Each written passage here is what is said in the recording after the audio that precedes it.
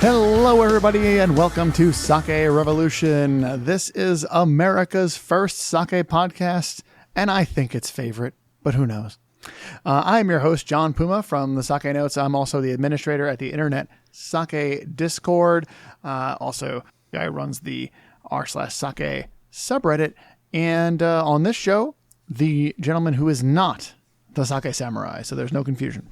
And I'm your host, Timothy Sullivan. I am the Sake Samurai. I am a sake educator, as well as the founder of the Urban Sake website. And every week, John and I will be here tasting and chatting about all things sake and doing our best to make it fun and easy to understand. So, Tim, you know, a couple weeks ago, we ventured once again into the sake education corner, and it had been a little while. Now, I don't know if you've noticed, but I did pick up the place a tiny bit. Yes, it's looking good in here. And, I felt like, well, he's going to surprise me with some sake education on our sake education podcast. I should probably be ready and have the place at least looking presentable. So I got the thought in my head that maybe we'd be venturing back soon. And here we are. Yes, we are. Sake education in the corner. Yes. And one thing that I know a lot of people enjoy about sake tasting is all the different cups and glasses they can use to taste sake. I think it makes a big difference to the experience. If you have a beautiful sake glass or beautiful cup, it adds to your enjoyment of the sake. So we're going to venture into our vessel series again and talk about a unique type of sake cup that you probably have seen and you might not know the whole story. So we're going to dive into that today. Excellent. It is a very familiar to anybody who's been around sake for a little bit. You may not have even seen this cup before, but I am absolutely certain you've definitely seen a logo or something like that uses elements of this cup. Yes. It's so pervasive in sake culture and advertising. Once we explain it, you might not be able to unsee it. So here we go. All right, Tim, let's talk about tonight's sake vessel. We could consider this an extension of our sake vessels episode on the ochoko. So to remind everyone, ochoko is probably the most standard, most ubiquitous sake cup, smaller in size, usually porcelain and smooth-sided, standard, small, regular sake cup made out of ceramic or porcelain. So across izakaya counters of the world, you're going to see these small ceramic or porcelain sake cups, and that's simply called an ochoko. But we're going to dive deeper tonight into a type of ochoko that is specifically for evaluating sake, and you see them quite often as well. And this is known as the Kikichoko. Kiki. Kiki. K-I-K-I. Kiki. Oh, in Japanese, ochoko. Oh is like an honorific. Honorific, yes. It is an honorable choko. What is Kiki? Well, Kiki is often translated as tasting. So there's another famous sake term that where you're going to hear Kiki, and that is Kikizake shi. That means sake sommelier, or like a sake tasting expert, Kikizake shi. So Kikichoko is a tasting sake cup for sake tasting. And it's really true. There are some characteristics about a Kikichoko that are different from just a plain old regular ochoko. And that's what we're going to talk about today. I'm going to confess something to you, Tim. Yeah. When I was first getting into sake, I spent a lot of years thinking that Kikichoko was an ochoko, and the O was because it was the honorable cup you taste things out for important events because of the things we'll get into in a little bit. And later on, when I encountered regular ochoko, I was suddenly confused as to what do I call these now, because I thought the other one was the ochoko. What is this one? And yeah, so that led to a little bit of confusion in young John Puma's budding sake tasting career. Well, we are here to help all the young John Pumas of today avoid this confusion. So, John, if I pick up the Kikichoko and we look inside, describe to me what you see inside here and the bottom of the cup. There are two blue circles. Right. That is it. Yeah. It is white as a porcelain cup. It is white as bone white. Yes. Well, probably more white than bone, but it is very, very white. And at the bottom of the cup, there is 2 blue circles that almost look like a blue bullseye. Yes. So it's a bullseye style design, one circle inside the other, and they are dark indigo blue circles on a white background. Now, this design has its own name in Japanese. This is called janome.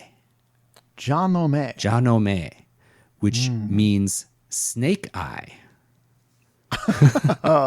So in English, in English, this concentric circles, like you see on a dartboard in an English pub or whatever, we call that a bullseye. But in Japanese, it's janome, or a snake eye, and it's concentric rings of blue and white. And I guess that reveals a distinct lack of bulls in ancient Japan. maybe more snakes than bulls. Yes. Yeah, they call it a snake eye design. And this is, as you alluded to a moment ago, this blue concentric rings. This is a symbol of not just this cup, but the sake industry in general. Yes. You see this all over. Now, I'll refer you to the Sake Notes logo or the Urban Sake logo. Both of them use blue and white lines to create a riff on this janome Kikichoko design. And even where you don't see the rings, that color scheme, Yes. the white and that dark blue is so prominent and very attractive. It looks great. And so I think that a lot of people adopt it when they're working on how to brand their sake company. Yeah. Now, if you want to see the inside of the Kikichoko, you can visit our show notes real quick, sakerevolution.com. You can see a quick photo of what this looks like inside. But John, there is a very practical purpose for these blue and white circles at the bottom of this white cup. What is the purpose of these circles? So the blue and the white if I'm not mistaken, are utilized in being able to discern the color of the sake. Yes. So the contrast between the blue and the white is incredibly stark. And when you peer into again, those circles are at the bottom of the cup. And when you peer into the cup, you look through the sake and you can assess the color and the clarity of the sake by seeing how distinct the white to blue transition is. Does it look blurry? Does it look crystal clear? Does the white have a little bit of yellowish cast to it? So the blue and white circles offer contrasting view to be able to assess the color and clarity of the sake. So this janome or blue circle logo at the bottom of these Kikizake tasting cups is really a very practical tool for people assessing sake. So it doesn't just look cool. It doesn't just look cool, although it really looks cool. It is used to evaluate the clarity and the color of the sake. And another thing that we have to point out is that the official Kikichoko that you and I both have today for this recording, these are not dainty small cups, are they? No, this is a big one. Yeah, this is the largest I've ever seen. Yeah. So what? Mine is the largest I've ever seen. I believe yours is exactly the same size. Yeah. So what we have are the official sake tasting cups. So an official Kikichoko is about 3 inches in diameter and 3 inches tall, just to get a sense of the scale of it. And when you do an official sake evaluation in Japan at a Japanese brewery, you'll see these white Kikichoko lined up along a table. And people come up to the cup, they sip out of the cup, they smell out of the cup, and they look down into the cup at those blue circles, and they do their evaluation. And if you ever go to a sake brewery and you're invited to do an official industry tasting, you're going to see these large Kikichoko cups lined up. So this is an industry standard working cup for evaluation. That's really important. So this was money well spent when I came across this in a shop one day and was like, this is the biggest one of these I've ever seen. Yes. I'm going to buy it. Yes. Now, you and I have the industry standard 3-inch diameter ones, but if you're in an izakaya or if you're in a gift shop in Japan, you're going to see these white ceramic cups with the blue circles inside, and they're going to be in all different sizes. So if you get a smaller one, it doesn't mean it's not a good Kikichoko. It's just not an official sake evaluation Kikichoko. But they come in all different sizes.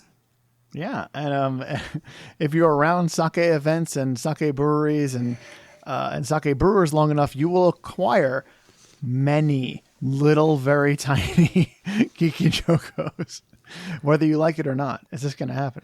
Yes. They're going to have all the little logos on them, but they're going to be really, really diminutive. Yeah, so those blue and white concentric circles, those you're going to see all over the world of sake when it comes to logos and all different things. Yeah. And these large size cups, these are the industry standard size. I also have to mention that we did another episode on masu, right? The square wooden box. And what do you remember the volume size for the wooden masu? I believe it was about 180 milliliter. That's right. That's one go. That's considered one serving. And any guesses on the size of this? Oh, it would be awesome if it was 180 milliliters. It is. You got it. So again, it's one, if you filled it up to the top, it's one go, 180 milliliters. So the masu, the standard industry size Kikichoko are both set to the same standard of 180 milliliters. So Excellent. Yeah. So that's a little bit of the story behind this cup. Mm-hmm. I have a really quick question about you. So you mentioned this is like the official sake tasting cup or evaluating sake. Yes. And one thing we talk about on the show a lot is that the aroma of the sake is a huge part of it. As people, as humans, that is a part of how we experience taste is through the aroma. But this doesn't seem like it's going to do an amazing job of funneling those aromas towards my nose the way my wine glass does. Right. Is that something that kind of comes up with this sort of thing? And how do you work around that? Yeah, that's a great question. So, we've tasted in our vessel series, we've always done this comparison, wine glass to different vessels. And we're going to do that again today. But I think that the tradition of tasting officially out of these Kikichoko, these ceramic 180 milliliter sake cups, is steeped in the past. So before we had these wine-like aromatics, we're talking like 1960s, 1970s.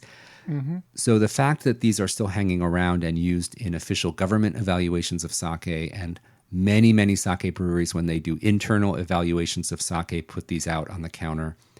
And it's just been the standard for so long. It's like the legacy cup. So there's a hearty amount of tradition attached to this. Yes, absolutely. Interesting. Does it mean it's the best cup for evaluating aromas? Probably not. But aroma was not the main focus 50 years ago. Right. So we're entering a new era where perhaps the wine glass is the best vessel for evaluating. And we're going to put that to the test today. So that is such a great question.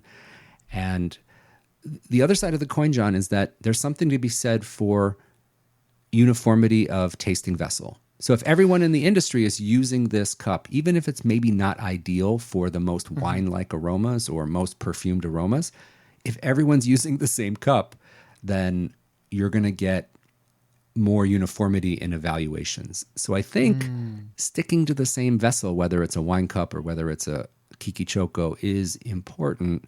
So you're not comparing apples to oranges. Right. Okay. That makes a lot of sense, actually. If you have a whole bunch of people doing the same kind of evaluation across the world, not just one city, not just one country, it makes a lot of sense to have them all speaking the same language and understanding the same thing, because you can really manipulate a beverage based on the glass shape. So that makes a lot of sense. Yeah. Now, when I drink out of a Kikichoko at home, I rarely break out my industry standard size one. It's a little bit too big. It's quite large. Yeah. It's a little bit too big to just enjoyably sip out of. That's why the smaller ones, the non-industry standard size ones, are more common in izakaya. You get maybe a 2 or a 3 ounce one. This one is a 6 ounce cup. So it's a little bit heavier to hold. And so we don't usually use these for everyday drinking of sake. Again, more for industry evaluations, but they are fun to have. Yeah. I have to say, I probably haven't utilized mine in quite a bit. Because it is, it's not what I'm going to be sipping out of every day at home. Right. All right. Well, I think we should get onto our tasting and put this Kikichoko to the test against our standard wine glass. Sounds great. Which one are we starting with? Well, let's pour our sake into both. And before we do that, why don't you introduce us to the sake we're going to be featuring? Now, this is a repeater. This is a sake we've featured before on the podcast. Tim, you outed us right away. What are you doing? This is a sake we've featured before on the podcast, but it is the season. It is the season for this style of sake. It is the season. And in New York, it has summer left like it owed somebody money. Like it is fall. Suddenly and aggressively. But yes, we are going to be drinking today the Kid Junmai Ginjo Hiya Oroshi. Hiya Oroshi, of course, is the autumn seasonal sake. One of my favorite sake seasons, the autumn. So the brewery here is Heiwa Shuzo, and they are located over in Wakayama Prefecture. The rice here is Gohyaku Mangoku, but they do a little fun thing here where the koji is milled to 50% and the kakemai is milled to 55%. Which is a little different, a little interesting. The sake meter value, that measure of dry to sweet, is 1.5, so probably not measurable. 15% alcohol, and the acidity is 1.7. Yeah, and just a quick reminder for some of our listeners, we featured this sake in detail in episode 24, where we introduced Hiya Oroshi. And that, again, as you mentioned, is a fall seasonal sake. It's often called a fall nama, and it's often a nama zume type. So yes, this is a sake you often see around Japan, featured in liquor stores and grocery stores as a seasonal release in the fall. And it is definitely the season to enjoy Hiya Oroshi. So lucky we could have this one back on the show. Yeah. Episode 24, Tim. That feels like forever ago. 100 episodes ago. Oh my God, it really is. So let's get it in the glasses. Yes.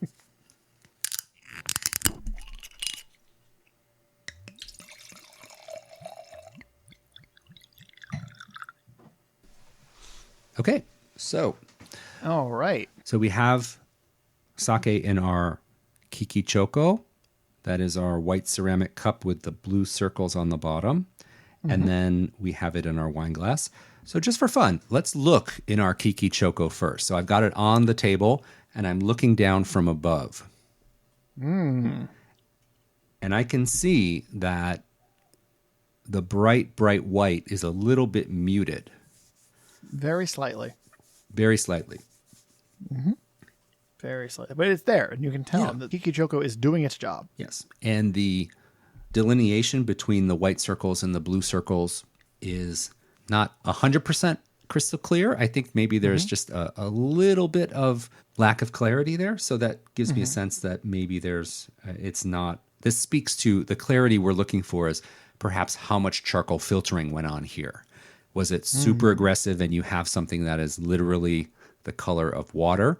Or is there something a little bit more going on where maybe there's a little bit of very minute microparticulates in a little bit of rice left in there, or if there's something else going on? So this is what the evaluation that they do when they look down into the Kikichoko. And this looks very, very clear, but to my eye, just not as clear as water. Like if you were to put water in here, this looks a little bit different than that, don't you think? I agree. I think that it is very, very subtle. And I think that if you look at it, the first time you look at it, you go, oh, this is clear. And then you kind of look at some water for a moment and you go, no, it's not as clear as this. I think that's your baseline. Right. Okay. And we also have it in our wine glass. So I'm going to hold this up and look in our wine glass as well. I'm using my tried and true, hold this up to the monitor with a white page on it. And it is betraying a little bit. Oh, I'm getting some No, go I'm for getting, it. you gotta get a white page. Or maybe my white balance is off on my screen, but I'm getting a tiny hint of off white to it. But I experienced that a little bit in the Kikichoko too. The variations we're talking about are ultra subtle, aren't they, John? Yeah, they're pretty subtle. Pretty subtle. Yeah. All right. Pretty subtle. So I'm going to start with the Kikichoko, and let's do our best to smell the aroma from this. Again, this cup has about a 3-inch diameter to it, and it's like a ramekin or something like that. It's it's a pretty large porcelain cup, ceramic cup. All right. Yeah. So Tim, do we like really subtly swirl this? Like, what's the story here? No, I don't think you're. I think swirling is dangerous in this cup. I think so too. Yeah, so I'm not going to be swirling here, but we're going to just bring it up to the nose and give it a smell.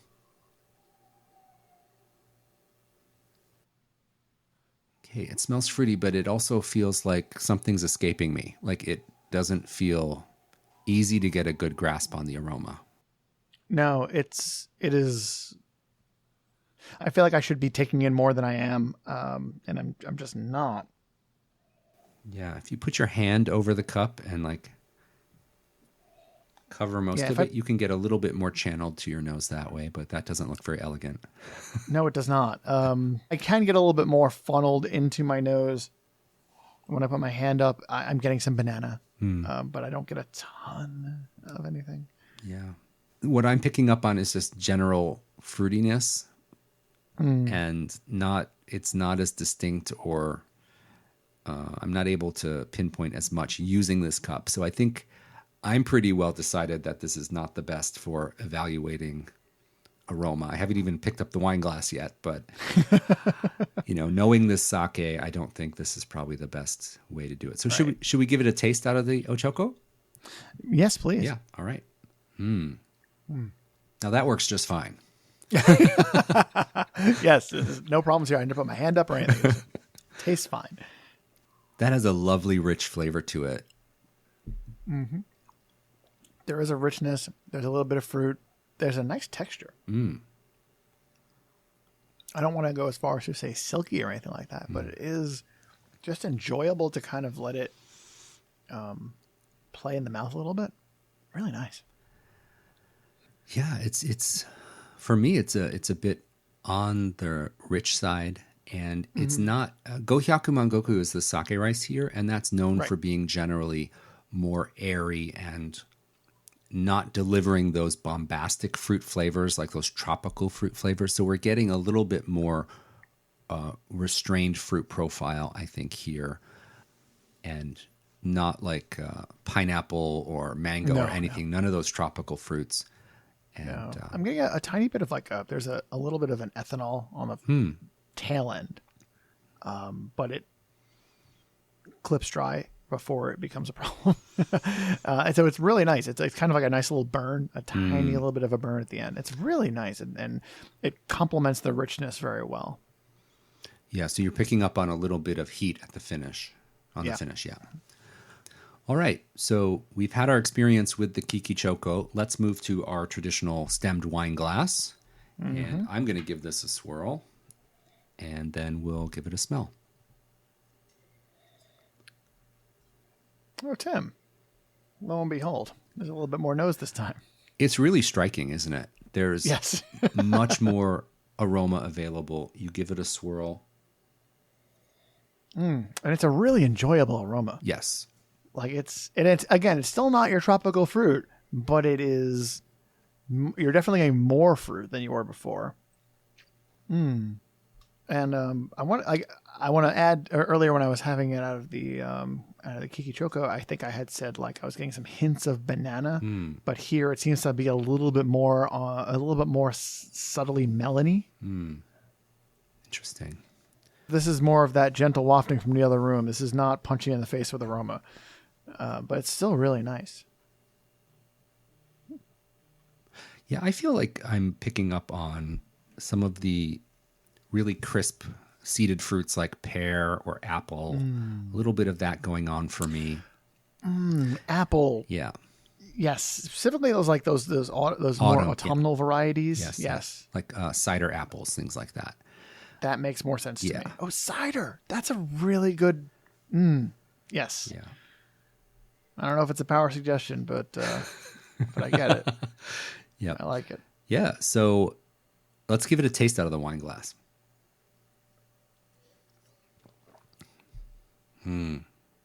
That works too.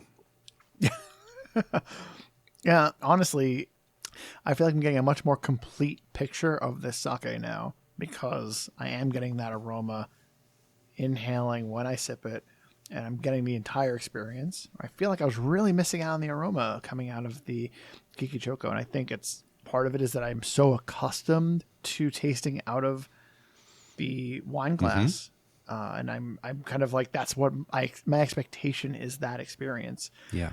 And so having the nose be so muted was a little bit stark for me, a little bit weird. Yeah.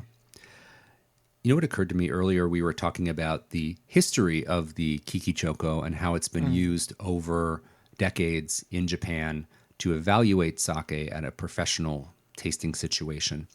And it made me think, like, maybe 50, 60 years ago, the primary concern, maybe it was the clarity of the sake and not the aroma. Could be. It might be the filtering techniques weren't as good back then, and so you wanted to you show off how well filtered your sake is. Yeah, the super aggressively charcoal filtered, like watercolored sakes were very popular The in big the big 80s. Niigata. Right, led by Niigata, but many other Really? Oh wow, yeah. I was making a joke. But as you mentioned earlier, there's something to be said about the uniformity of having everybody on the same plane. I have a wine glass, but this wine glass is one that I've chosen because I feel like I get the aromas of sake really well and really focused for me when I sip out of it. I imagine that other people, and there's probably hundreds of different wine glass designs that other people are more comfortable with that do that for them. So, the uniformity when you're doing something, when you're having a comparison, really it does matter. So, that made me think a little bit about the different evaluations that are done. And I looked up some photos from the U.S. National Sake Appraisal, which happens in Hawaii every year. Yes. And I don't know what the situation is this year, but I looked up some photos from past years of judging, and they're using the Kikichoko on the table. And then I looked up the IWC judging, which happens in London, and they're using wine glasses on the table. Ooh, scandal. Well, no, just different. Like, it's interesting. I think that the more traditional way to judge the sake would be the Kikichoko. This vessel dates back longer and is more connected with the Japanese style of judging. But the IWC is born out of a Western tradition of wine tasting, and they've picked up the wine glass. So it does make you think these different competitions are judging the sake using different vessels. Is it apples to oranges? Interesting. We don't have Very the answer. interesting. We do not. One have fruit day salad. we will. Check back here at Sake Revolution for more. All right. Well, I know I'm not going to be using my Kikichoko for my everyday drinking. No. Probably not, right? No, this is a really interesting tool. It really does help you understand the clarity. It really does help you find the color. But it's missing the aroma. And Tim, as you pointed out, it's just that maybe wasn't a factor when this became the thing they used. Yeah. It's about the surface area and the mouth of the vessel. Like, the mouth is wide and open and short, so it's close to the surface of the sake. And as that surface area gets exposed to the air, more of those aroma compounds can escape out the sides, and you don't get it funneled to your nose, so you don't get that concentrated hit of the aroma. So it is not an ideal vessel, I think, for evaluating the aroma. So we might be living in a transition period to a new type of evaluation vessel, and I think that it goes back to what you and I have always said, which is drink out of the vessel that you enjoy the most, right? Love it. Yeah. I personally hate it when my compounds escape out the sides. So I want things to be funneled right into my nose. Yes. So yes, definitely. I like to use a nice narrow topped wine glass because everything has no place to go. It can't escape. It only can go to my face. You want to get every ester you paid for. I paid for the esters. I want every single one. I want my money's worth. All right. Well, this was very, very fun. I had so much fun talking about the Kikichoko. If our listeners at home have a chance to taste sake out of the 180 milliliter Kikichoko, definitely give it a try. Compare it to a wine glass, and for sure, let us know what you think about tasting from a Kikichoko. And if you see that blue and white logo at the bottom of your cup, give us a shout out. Hashtag Sake Revolution. Let us know you spotted a Kikichoko in the wild, and we'd love to hear from you. So fabulous to taste with you, John. I want to thank all of our listeners for tuning in. Thank you for listening again this week. And a special hello and thank you to all of our patrons. If you'd like to learn more about supporting Sake Revolution podcast, you can visit our community on Patreon. The URL is patreon.com/Sake Revolution. And if you have sake questions that you need answered, do you have issues with your esters getting out the sides? You can contact us at feedback@sakerevolution.com. We also have a nice little contact form at sakerevolution.com as well. In case you don't like using mail clients anymore, I totally get it.